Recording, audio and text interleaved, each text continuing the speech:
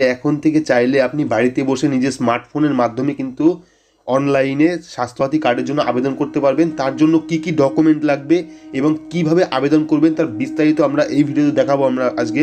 তো আশা করছি পুরো ভিডিওটি দেখবেন, স্কিপ করবেন না। আর অবশ্যই চ্যানেলে নতুন থাকলে চ্যানেলটিকে সাবস্ক্রাইব করে পাশে বেল আইকনটি প্রেস করবেন, যাতে পরবর্তী ভিডিও নোটিফিকেশন আপনারা দ্রুত পেয়ে যান।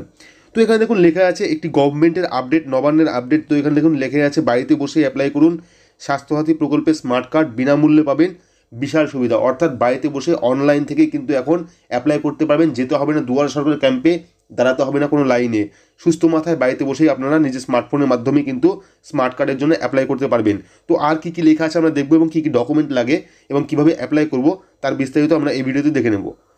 তো এখানে দেখুন নতুন নিয়মে অনলাইনে আবেদন করতে পারবেন এই প্রকল্পে নাম নথিভুক্ত করার সময়। অনলাইনে নিজের নাম, ঠিকানা, আধার নাম্বার, মোবাইল নাম্বার ও বায়োমেট্রিক তথ্য দিয়ে আবেদন করতে পারবেন স্বাস্থ্যসাথী.gov.in ওয়েবসাইট থেকে। আপনি খাদ্যসাথী প্রকল্পে নথিভুক্ত কিনা তাও কিন্তু জানাতে হবে এই আবেদনের সময়। স্বাস্থ্যসাথী প্রকল্পের নাম নথিভুক্ত হলে পরিবারের সকলে এই প্রকল্পের আওতায় আসবেন। মহিলাদের ক্ষেত্রে শ্বশুরবাড়ি এবং বাপের বাড়ির সকলেই কিন্তু এই প্রকল্পের আওতায় আসতে পারবেন। তো এখানে দুয়ারে সরকার শিবিরে স্বাস্থ্যসাথী প্রকল্পের নাম নথিভুক্ত করা, কার্ড পাওয়ার জন্য লম্বা লাইনে দাঁড়িয়েছে কিন্তু হাজার হাজার লোক। উপভোক্তাদের পরিষেবা দিতে গিয়ে হিমশিম খাচ্ছে আধিকারিক থেকে শুরু করে রাজ্যের কর্মচারীরা। এ রাজ্যের বিভিন্ন জায়গায় গত কয়েকদিনের চেনা ছবি কিন্তু এটি ছিল।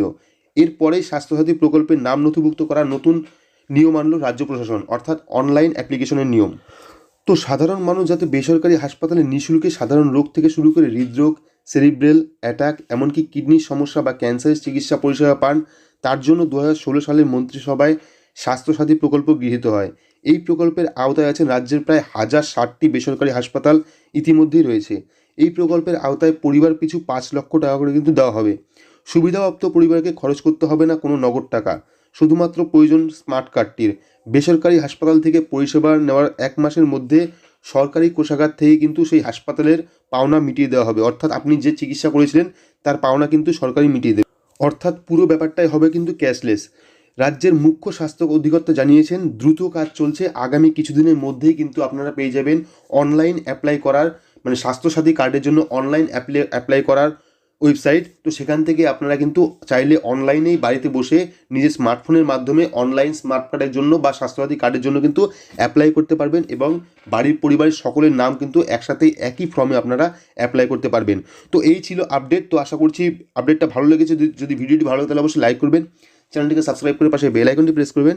আজকের মতো এটুকুই, ধন্যবাদ।